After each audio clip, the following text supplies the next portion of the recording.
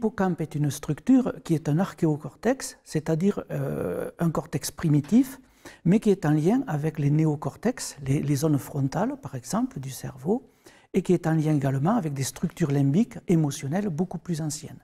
On observe des troubles de la mémoire de l'hippocampe, par contre, des lésions de l'hippocampe, des dysfonctionnements de l'hippocampe, dans la plupart des éthiopathologies. On va appeler éthiopathologie ce qui relève de syndromes amnésiques relatifs, par exemple, à l'alcoolisme chronique, par exemple, à des traumas. Donc, dans la plupart de ces cas, il y a des atteintes de l'hippocampe qui sont à la base de l'amnésie. L'hippocampe, donc, est une structure centrale dans les processus de mémoire, aussi bien chez l'homme que chez l'animal.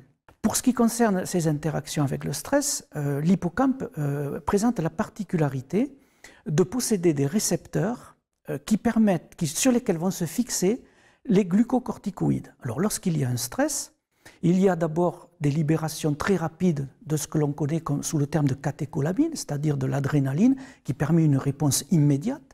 Et puis, dans le temps, se développe également une réponse hormonale plus tardive, mais relativement rapide aussi, puisqu'elle se développe en moins de 15 minutes, qui va être la réponse au stress par l'activité des hormones glucocorticoïdes. Ces hormones sont libérées par les glandes surrénales au niveau périphérique, elles vont migrer dans la circulation sanguine, puis atteindre le cerveau, et de là, vont passer la barrière hémato-méningée et ensuite vont se fixer sur les récepteurs aux glucocorticoïdes qui sont présents dans l'hippocampe. Donc l'hippocampe va donc être modulé, son activité va être modulée par cette arrivée de glucocorticoïdes qui vont, en règle générale au niveau de l'hippocampe, perturber la plasticité synaptique, la plasticité neuronale et induire un dysfonctionnement de sorte que les réponses qui vont être sous la gouverne de l'hippocampe ne vont plus être émises.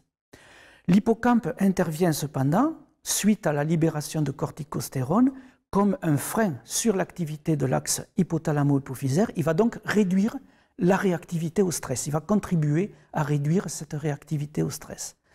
Donc, lorsqu'il y a une libération de glucocorticoïdes, on va moduler l'activité de l'hippocampe et le plus souvent induire des troubles de mémoire. Par exemple, nous avons montré dans notre équipe que si on apprend un animal à reconnaître un emplacement qui a été renforcé par un renforcement alimentaire, d'emplacements sous lesquels il n'y a pas de renforcement alimentaire, eh bien on se rend compte qu'un animal qui a reçu un choc électrique 15 minutes avant la phase de rappel, eh bien cet animal va présenter une augmentation de glucocorticoïdes dans l'hippocampe, et cette augmentation de glucocorticoïdes corrèle avec les troubles de mémoire, l'incapacité de l'animal à se souvenir de l'emplacement qui avait été renforcé, par rapport bien sûr à un animal qui n'a pas été renforcé.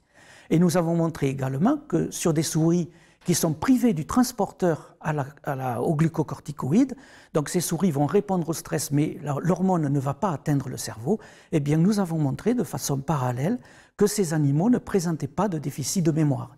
Autrement dit, si on empêche les glucocorticoïdes d'atteindre le cerveau, eh bien on élimine l'interaction négative que le stress va exercer sur les processus de mémoire. Donc il y a une relation très nette qui a été mise à jour entre l'activité de l'hippocampe et la présence de glucocorticoïdes au sein de cet hippocampe.